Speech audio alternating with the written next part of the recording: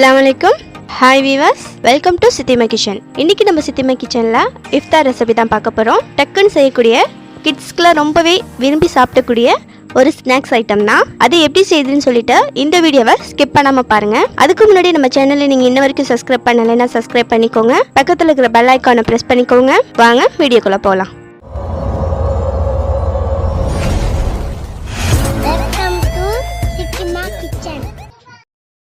ஒரு கிலோ உருளைக்கிழங்கு எடுத்திருக்கேன்.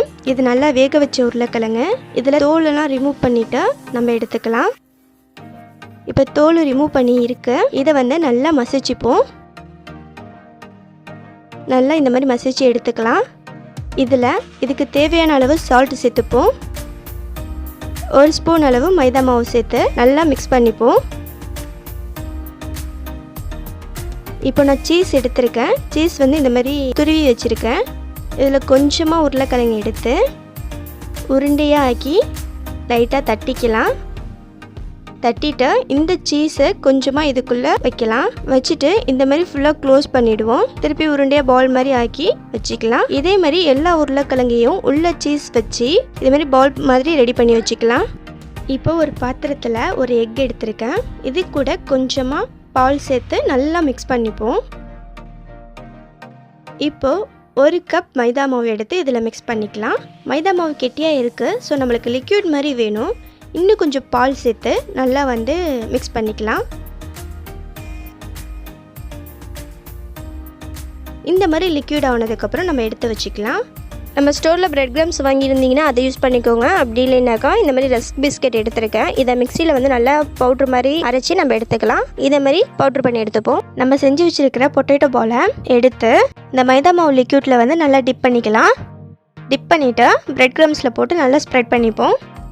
எல்லா இடத்துலையும் பிரெட் கிரம்ஸ் இருக்கிற மாதிரி நல்லா ஸ்ப்ரெட் பண்ணிக்கலாம். இந்த மாதிரி எடுத்து வச்சுக்கலாம்.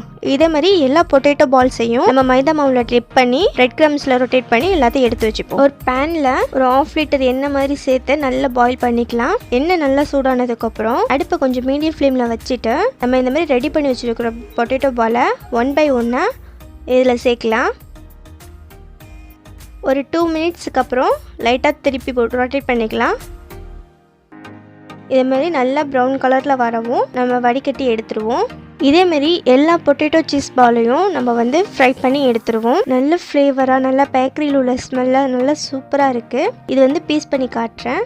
உள்ள சீஸ் வச்சு செமையாக இருக்கும். இது குழந்தைக்கெல்லாம் ரொம்பவே பிடிக்கும். நம்ம மசாலாலாம் சேர்க்காம பண்ணுறதுனால ரொம்ப விரும்பி சாப்பிடுவாங்க. காரம்லாம் இருக்காது. உள்ள சீஸ் வச்சுருக்கிறதுனால இன்னும் அது டிஃப்ரெண்ட் டேஸ்ட் கொடுக்கும். அவங்களுக்கு நல்லா விரும்பி சாப்பிடுவாங்க. ஒரு ஸ்டைலான ஒரு ரெசிபியாக கூட இருக்கும். இதை இன்ஷால்லாம் நீங்கள் ட்ரை பண்ணி பார்த்துட்டு எனக்கு ஃபீட்பேக் கொடுங்க. நம்ம சேனலில் நீங்கள் இன்ன வரைக்கும் சப்ஸ்கிரைப் பண்ணலைன்னா சப்ஸ்கிரைப் பண்ணிக்கோங்க. பக்கத்தில் இருக்கிற பெல் ஐக்கானை மறக்காமல் ப்ரெஸ் பண்ணிக்கோங்க. தேங்க்யூ.